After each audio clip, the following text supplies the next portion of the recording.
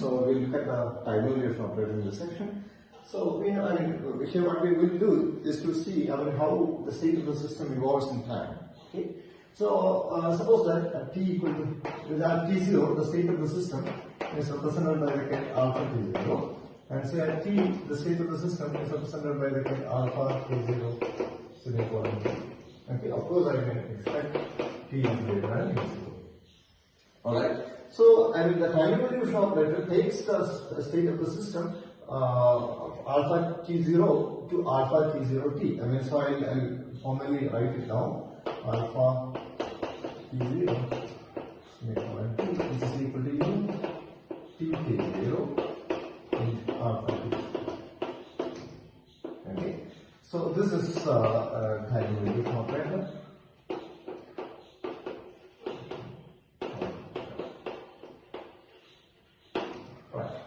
So you see that since we can expand this state in the basis A prime. So you can write RT0, which is equal to summation over A prime and summation over A prime is some CA prime T0 of A prime. And similarly, you can write this state also in the same basis. Okay, so alpha t0 t, which is equal to summation over A prime CA prime of t A prime. And of course, these expansion coefficients are different. CA prime t0 is not equal to CA prime t. Okay. But if the states are normalized, you can see, that alpha t0, it is a normalized alpha t0 is equal to 1, and then you can say that you can say that summation over A prime, it's immediately evident from here, CA prime t0 mod square, which will be equal to 1. Similarly, in this case, you get to see that summation over A prime CA prime of t mod square equal to identity. Okay, so we can write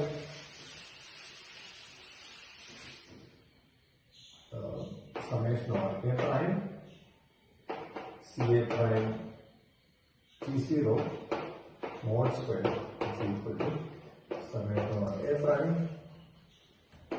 CA prime of t mod square. Okay. Now let's take an example of this. Suppose the state of the system, let's go back to our spin half system with a magnet, which is kept in a magnetic field which is pointing in the z direction. And so, suppose the state of the system is precisely in Sx plus t. Okay, and at time t0, and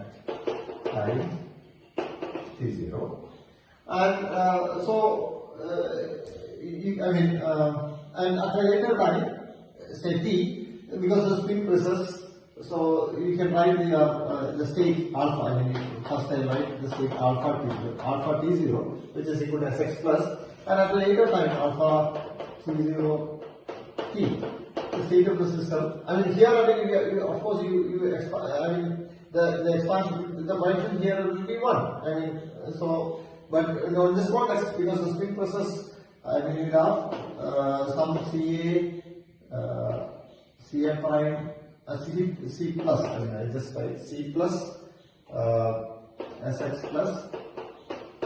plus C minus Sx minus. And you can see that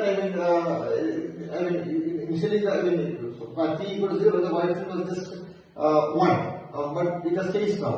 Now it has become C plus and C minus, right? So that's what I'm saying.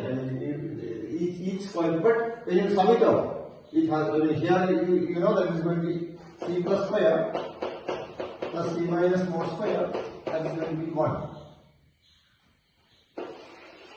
Okay, so this if the states are normal, if the state is normalized, then we get that it is equal to 1. Alright. Alright. Now let's look at the properties of the time variation operator. And I told you that the state alpha t0 t, which is equal to u t0 u t0 into alpha t0, right? So and we know that alpha t0 t, alpha t0 t, which is equal to identity, which immediately tells you that alpha t0 u dagger u alpha t0, that must be identity, which implies that u dagger u is equal to identity. So the time variation operator is unitary. The time variation operator is unitary. Okay. Now we look at another property which you can see is the composition property. Okay.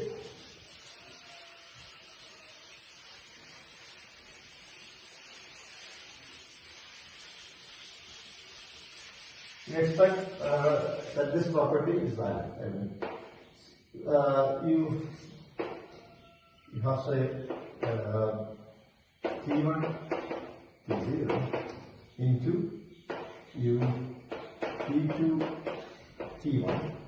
This must be equal to u t2 t0. If t2 is greater than t1 is greater than t0. So in this property, this is the composition property.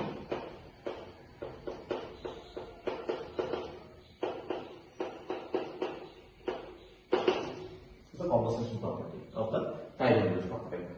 Alright. Now let's as we did in the context of translation, we'll define an infinitesimal time variation operator such a way that I can use alpha t0 plus t0 comma t0 plus dt, which is equal to u t0 plus dt t0 alpha t0. Okay, and of course you see that u of t0 plus dt comma t0 in the limit. This dt is going to dt is going to 0. This has to be identity. Okay. And again, as we did in the context of the translation of infinitesimal translation of we look at the infinitesimal this infinitesimal time variation operator u t0 plus dt t0, which is first order in dt, 1 minus I omega dt, where omega is a Hermitian operator, omega is equal to omega dagger. Okay, and I said that it's first order in dt. Alright, so now let's look at the properties which we mentioned. And the first property, I mean, it has to be unitary. That's what I told you, right? So let's try to see if u is equal to 1 minus omega I omega dt, and u dagger will be 1 plus I omega dagger, because omega is Hermitian, its omega dagger is omega dt. So u dagger u, which implies that u dagger u, which is equal to 1 minus I 1 plus I omega dt into 1 minus I omega dt, which is equal to 1. It's identity. It's not 1 identity. So identity, first time will be identity. Second identity is minus, so 1 minus I omega dt plus I omega dt, and then we have terms which is of the order of dt square, right? So that we don't care, I mean, because infinitesimal. So we just So you don't bother about it. Just type this one. It will be there. So 1 plus, so it's identity. Okay, so you will have a view. So so you can clearly see that the construction and this it satisfies the infinite property. You will have is equal to identity. Now let's look at the composition property. The composition property.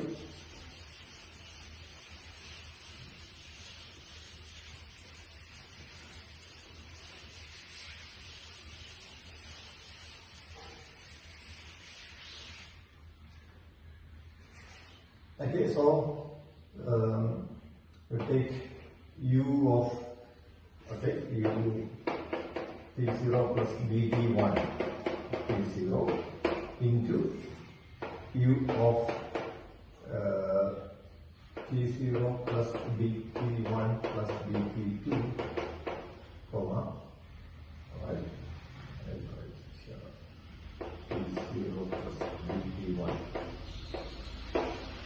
I am specifically right here. U of T0 plus dt1 plus dt2, comma T0 plus dt1 into U of T0 plus dt1, comma T0.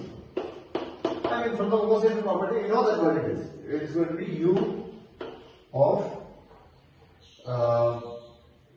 T0 plus dt1 plus dt2, comma T0.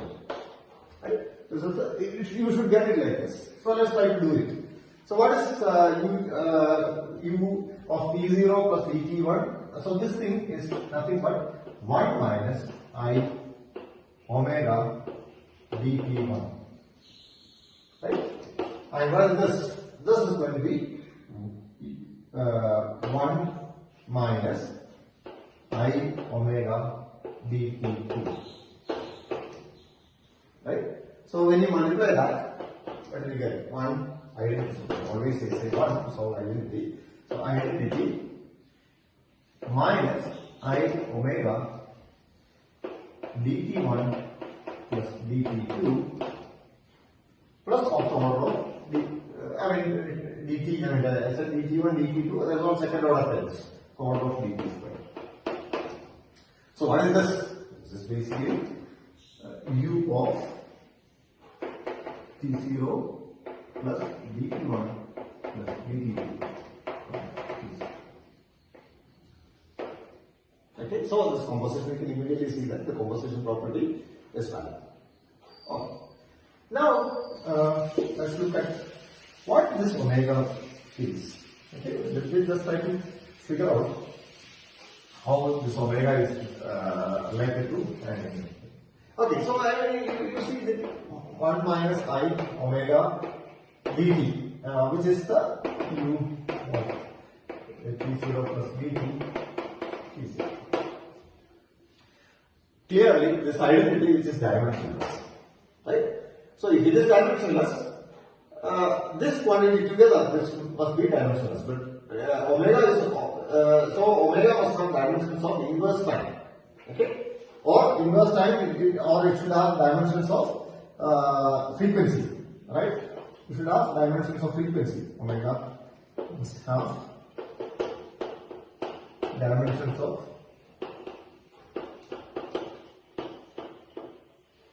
frequency. And in classical mechanics, we know that the generator which corresponds to time translation is the Hamiltonian, right? So Hamiltonian generates the time translation. So somehow related to, so it should be somehow related to the omega must be related to the Hamiltonian. But the Hamiltonian which will have energy, dimensions of energy, right? So H will have dimensions of energy, dimensions of energy. So now so you should get an object. So you have to construct an object which has dimensions of frequency from the Hamiltonian. So the better way of doing, you can immediately see that it's going to, if you divide it by extract, because you know that E is equal to h squared omega, right? So both are Hamiltonian are dimensions of energy, so you can divide it by h squared, so you will get dimensions of frequency. So this is the your omega is going to be h by the Hamiltonian h divided by h squared, or you can say that it's 1 minus I by h squared h dt, and this is the q t0 plus dt t0. Alright, and now if this is an infinitesimal infinitesimal time evolution operator, how do you get a finite time evolution operator? Okay, so I mean a finite time evolution operator means, I mean, like you have u of t0, so say t comma t0. U t comma t0. I mean, so so I don't expect t minus t0. It's not very, it's not very small. Not very small. Okay. So how do you get this object from this? So in order to do that, so I will take the time interval. The time interval here is t minus t0, and I divide it by n. Okay, so I'll let n goes to infinity. Then n goes to infinity. Then I mean, so what I'm saying? I'm saying that I mean t minus t0 by n tending to infinity, you will get a sort of dt, a very infinitesimal element. So what you can do is you can construct t0 by taking, I mean, large number of infinitesimal. So taking limit n tending to infinity, u of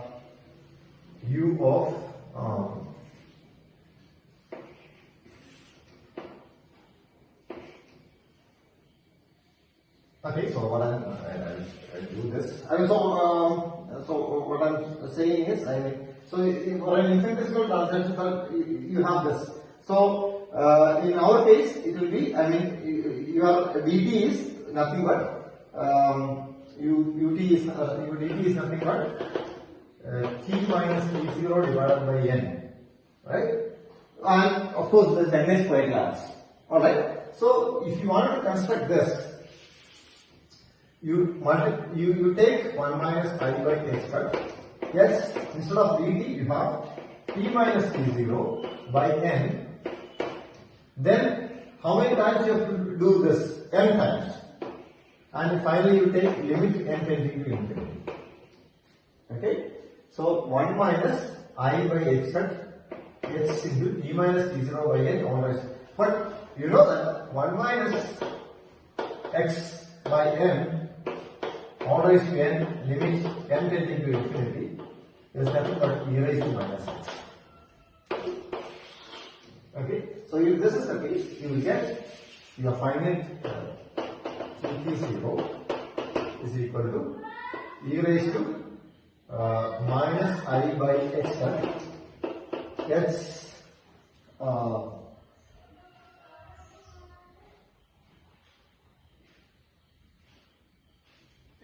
it's t minus t0.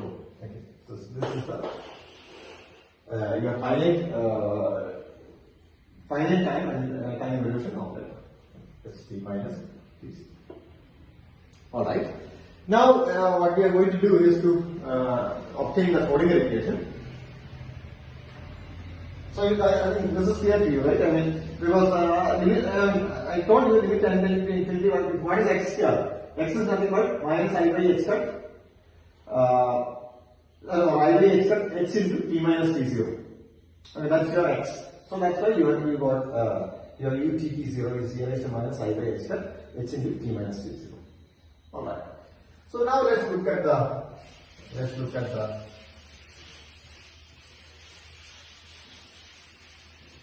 Schrodinger equation.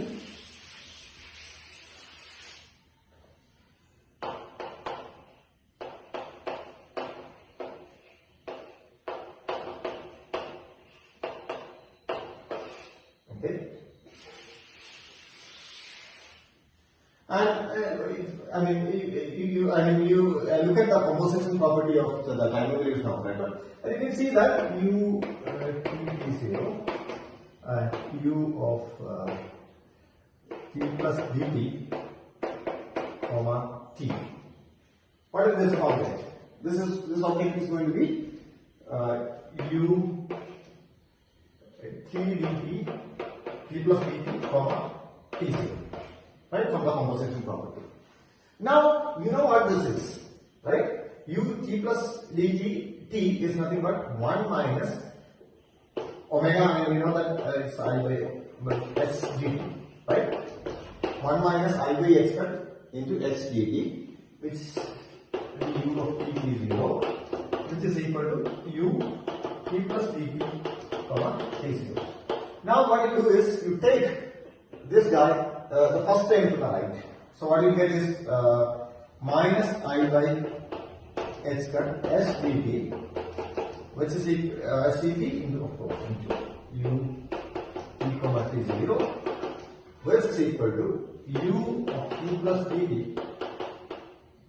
comma t0 minus u t t0. So you take your dt also to that this side, so minus the minus to the outside, dt also to this side, and that you can see that u t plus dt t0 minus u t t0 by dt. So the first principle, this is the derivative, right? So you will get du by dt by del t, which is equal to okay, minus I by x square x into u equal to t0. Or you can take this to the left side. So I x square del u by del t, which is equal to hc. And this is actually the Schrodinger equation for the time evolution operator. This is known as the Schrodinger equation for time evolution operator.